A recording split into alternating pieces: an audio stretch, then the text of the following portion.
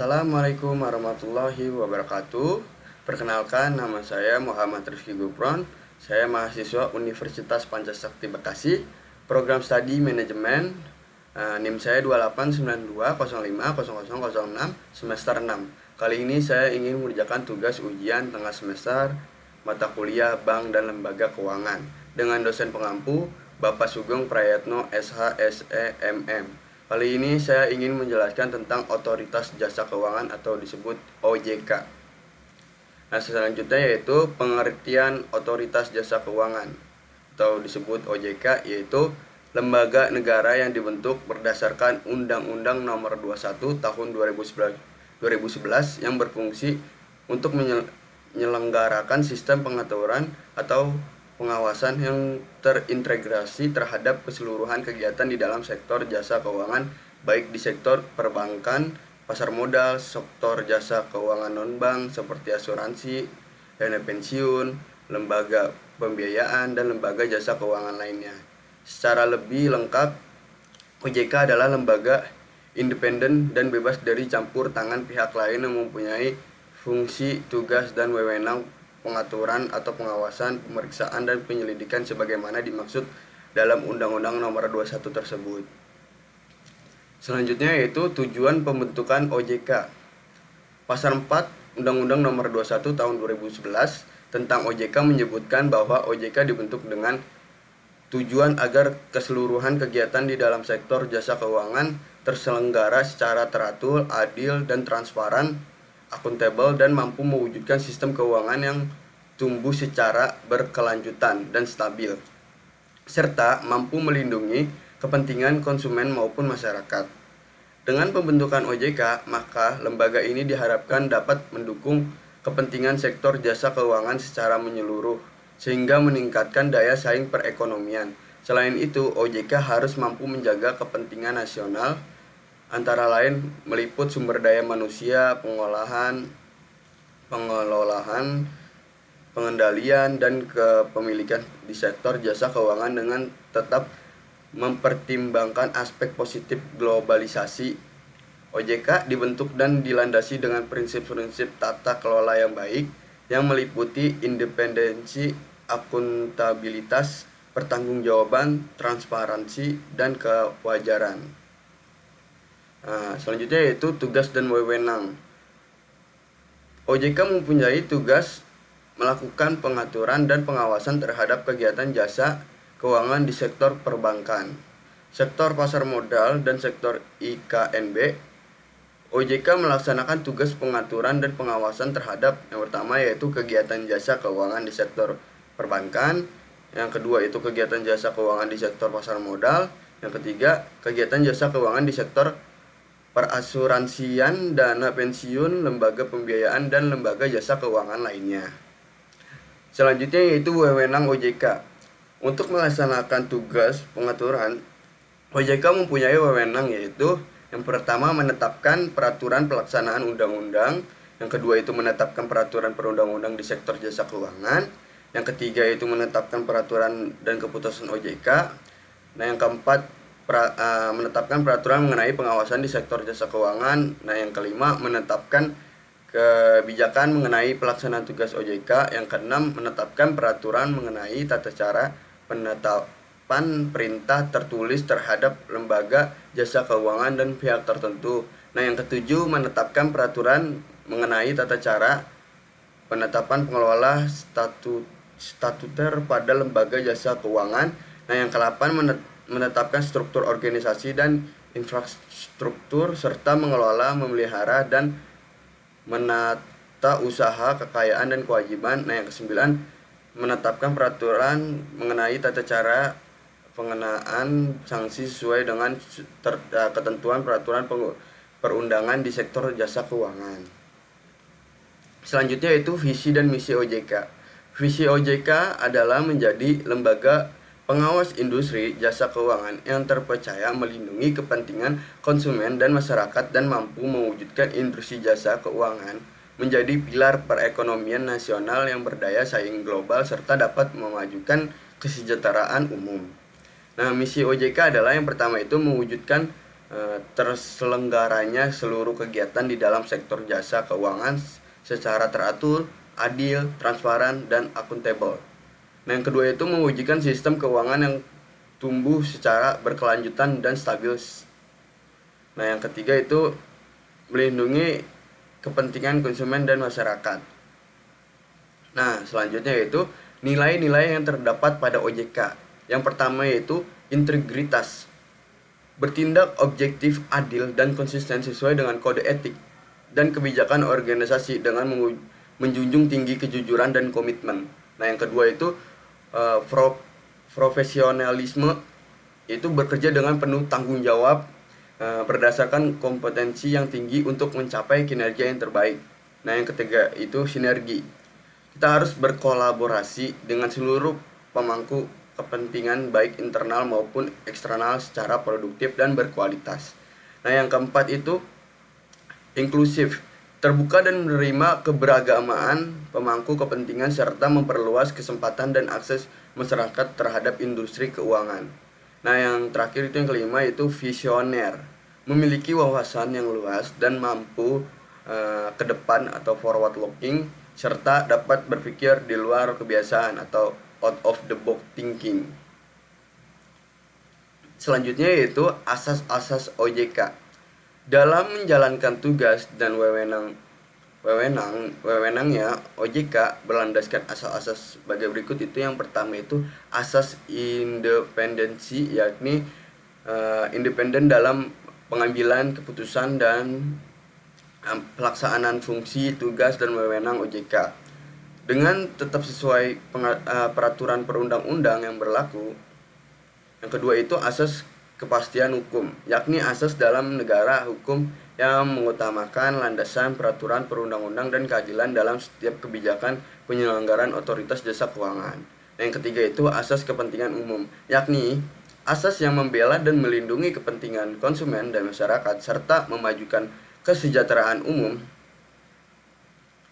Yang keempat itu asas keterbukaan, yakni asas yang membuka diri terhadap hak masyarakat untuk memperoleh informasi yang benar, jujur, dan tidak diskriminatif tentang penyelenggaraan otoritas jasa keuangan dengan tetap memperhatikan pelindungan atas hak asasi pribadi dan golongan, serta rahasia negara termasuk rahasia sebagaimana ditetapkan dalam peraturan perundang-undang. Nah, selanjutnya itu yang kelima, asas profesionalitas, yakni asas yang mengutamakan keahlian dalam pelaksanaan tugas dan wewenang otoritas jasa keuangan dengan tetap berlandaskan pada kode etik dan ketentuan peraturan perundang-undang. Nah, yang keenam itu asas integritas, yakni asas yang berpegang teguh pada nilai-nilai moral dalam setiap tindakan dan keputusan yang diambil dalam penyelenggaraan otoritas jasa keuangan. Nah, yang terakhir itu yang ketujuh, asas akuntabilitas, yakni asas yang menentukan bahwa setiap kegiatan dan hasil akhir dari setiap kegiatan penyelenggaraan otoritas jasa keuangan harus dapat dipertanggungjawabkan kepada publik. Nah, selanjutnya itu struktur organisasi OJK. Struktur organisasi OJK terdiri atas yang pertama itu Dewan Komisioner OJK dan yang kedua itu pelaksanaan kegiatan operasional. Nah, struktur Dewan Komisioner terdiri atas yaitu ketua merangkap anggota. Yang pertama itu wakil ketua sebagai ketua komite etik merangkap anggota.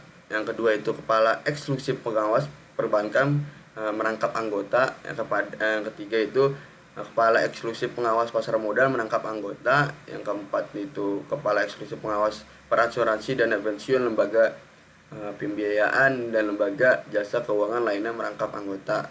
Nah, yang kelima itu ketua dewan audit merangkap anggota. Nah, yang keenam itu anggota yang membidangi edukasi dan pelindungan konsumen. Yang ketujuh itu anggota ex office dari Bank Indonesia merupakan anggota Dewan Gubernur Bank Indonesia. Nah, yang ke-8 itu anggota ex office dari Kementerian Keuangan yang mewujudkan pejabat setingkat eselon 1 Kementerian Keuangan.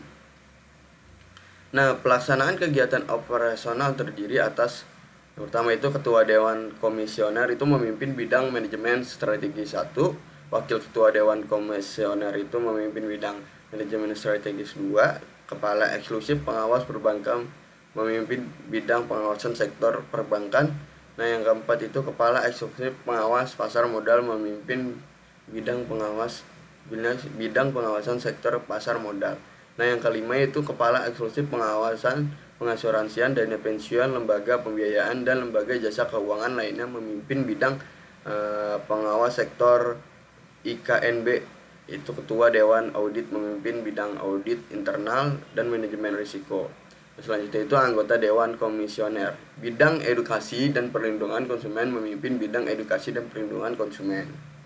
Nah, selanjutnya itu strategi OJK untuk merealisasikan visi dan misinya. Memiliki rangka pencapaian visi dan misinya, OJK memiliki 8 strategi utama. Yang pertama itu strategi 1, mengintegrasikan pengaturan dan pengawasan lembaga keuangan. Tujuannya adalah untuk mengurangi dan menghilangkan duplikasi serta pengaturan yang terpisah-pisah melalui harmonisasi kebijakan. Dengan demikian akan diperoleh nilai tambah berupa peningkatan efisiensi dan konsistensi kebijakan, pengurangan arbitrasi sehingga mendorong kesetaraan dalam industri keuangan. Pengurangan biaya terhadap industri dan masyarakat.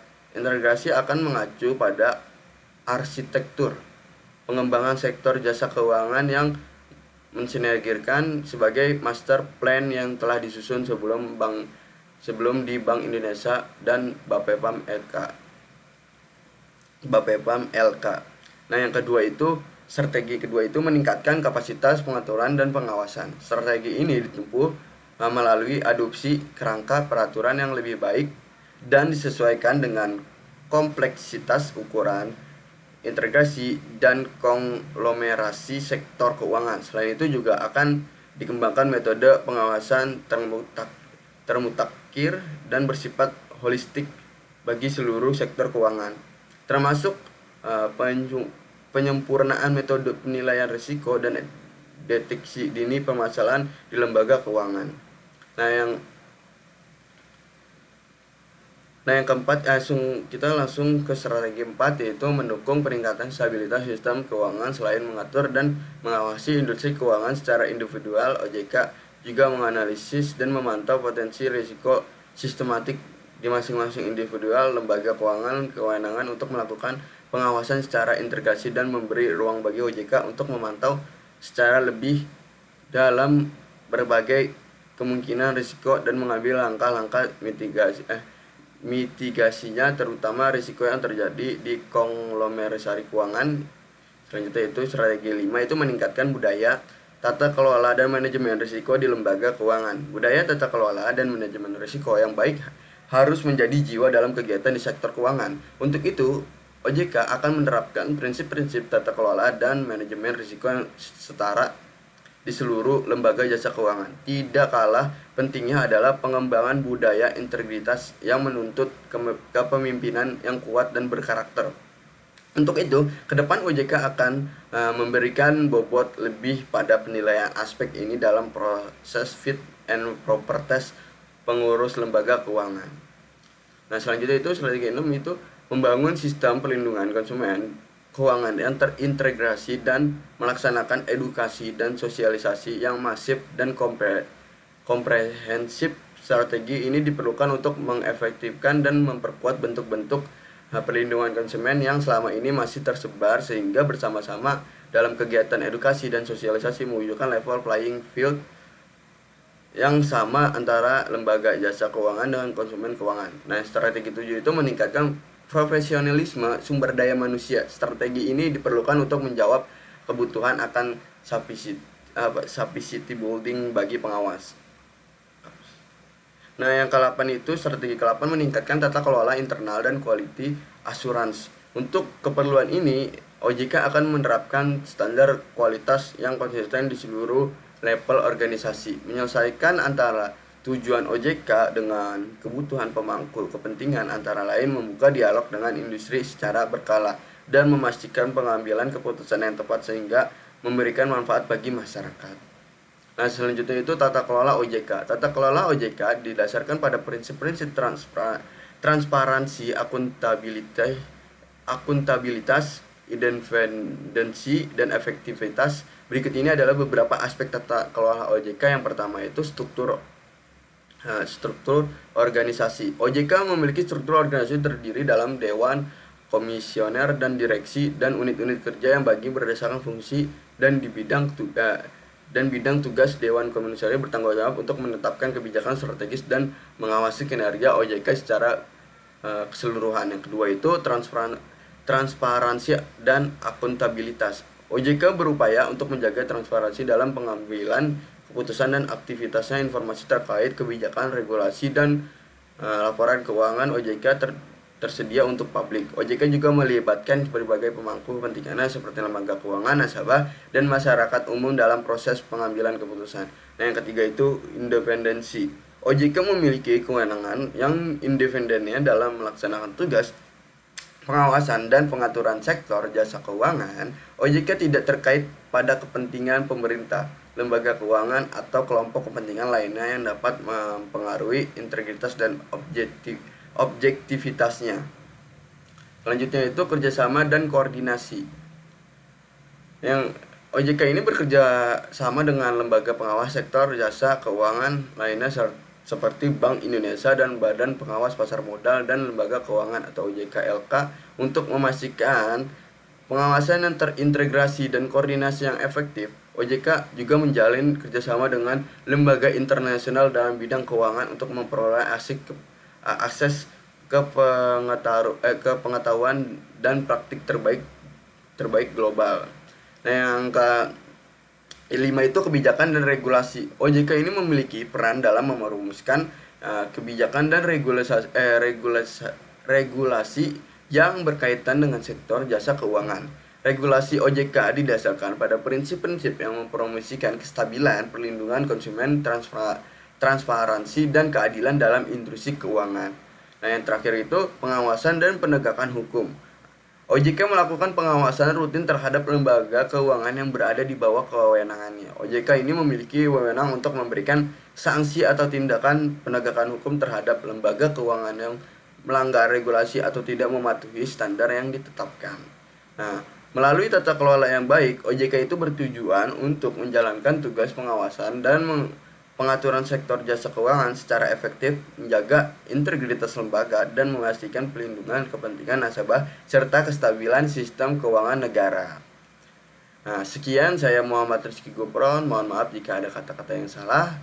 Wassalamualaikum warahmatullahi wabarakatuh.